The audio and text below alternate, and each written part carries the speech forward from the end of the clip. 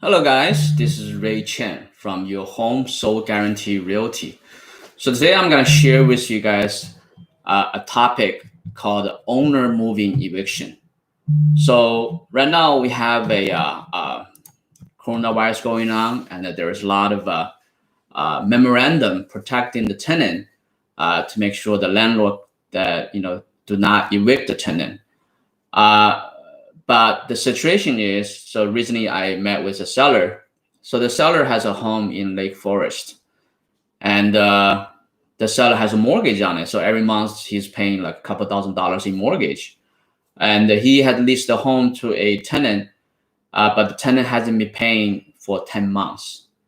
So the seller is in a very difficult situation where he needs to start have income coming in to pay for the mortgage. Otherwise, he's going to lose home, right?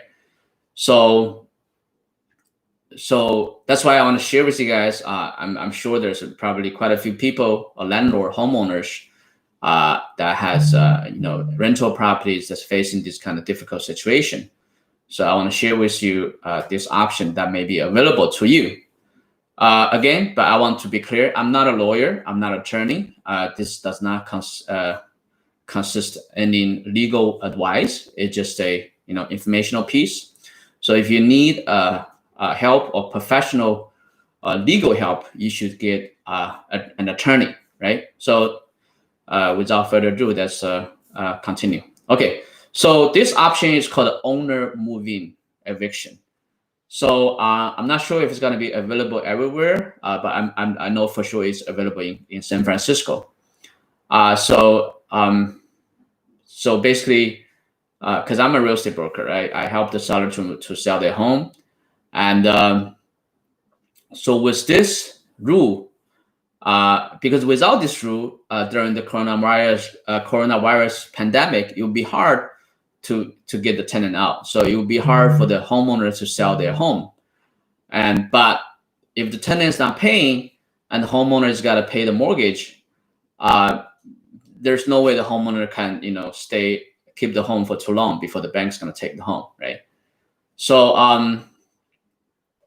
that's why I want to go over this option with you guys. So for the homeowners out there, that if you do want to sell your home and if you worry about how to take care of the tenant issue, so this would be the solution. Okay, so a landlord can evict a tenant if the landlord is going to move in to the unit or live. Only if the landlord is also going to be living in the building or a close relative. Okay, so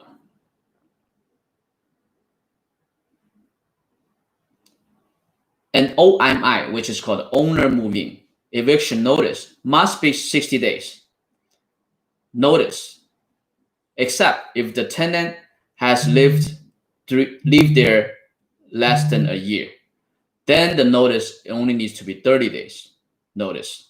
So tenant who receive a owner moving notice, eviction notice, should bring it to, well, if you're a tenant, then you have an option to seek your help to assist you. So some landlords, they're gonna write a letter, say, oh, I'm ready to let you know that my daughter will be moving into the apartment next spring. This notice are not legal eviction notice, okay? So landlord are hoping the tenant will move out pursuant to such a warning, and will then try to argue that the restrictions are not acceptable, are not applicable, since the tenant was not evicted but moved out voluntarily. So tenants should not move out pursuant to such advisories or warnings that an OMI eviction is coming sometimes in the future. So the only way for the landlord to move out tenant, you have to send a 60-day notice if the tenant has been there for more than a year. So if the tenant has been there less than a year, then you only need a 30-day notice. Okay.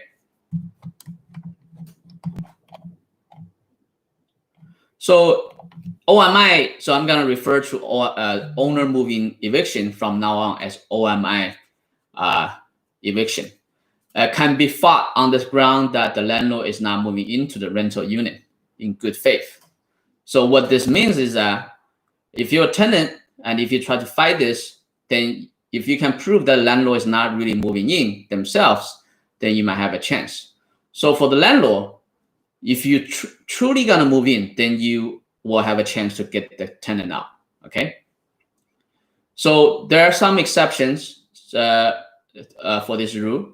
So let's say if the tenant is a senior, 60 years or older, or disabled, then tenant has 10, or if the tenant has 10 or more years tenancy,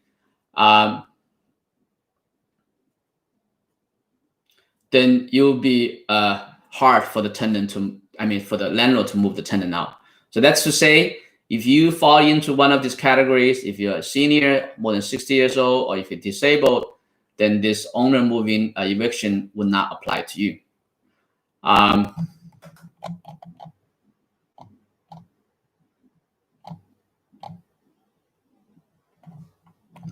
So this keep in mind, this whole situation we're talking about San Francisco, okay? So the landlord disclosure. So this legislation in San Francisco, it requires the landlord to give tenant basic information about the landlord's property holdings and where the landlord or relative currently lives within 10 days of the eviction notice. The landlord must disclose in writing to the tenant and file with the San Francisco Rent Board. So all buildings owner name, percentage, and the date of the ownership, name of the landlord relative who is going to move in, all property owned by the landlord or the relatives, the current rent for the unit, and the statement of the evicted tenant's right to re-rent if the unit is re-rented within 5 years for the eviction notice on or after January 1st, 2018. So for the recovery of possession of unit on or after January 1st, 2018, file a statement of occupancy with 2 supporting documents with the rent board and the penalty of perjury within 90 days of date of service of eviction notice. And also, this San Francisco rule, it also requires that landlord to pay for the relocation. So relocation amount can be found, they have a table, right? So note that tenant include children, landlord must pay relocation amount to tenant, including authorized subtenants. This payment is above and beyond any deposit and does not prevent the tenant from negotiating a higher relocation payment. Okay. So another rule is that landlord, after the tenant move out, landlord must move in within 3 months or live there for 3 years. So these are the rules. Okay. And the re-rental of units restricted. Effective November 9th, 2015, for 5 years after eviction, the landlord cannot re-rent the unit at a rent greater than what the evicted tenant was paying, unless there were an allowable rent increase, such as annual rent increase. So here's the scenario. So for many of you, some of your homeowners, like I said earlier, if you want to get a home sold, and if you're worried that tenant wouldn't leave, you can give me a call. So right now I'm helping quite a few sellers that's dealing with tenant problem. We have a home in Lancaster we just sold. It has a tenant in there. Where they did the inspection, we opened escrow.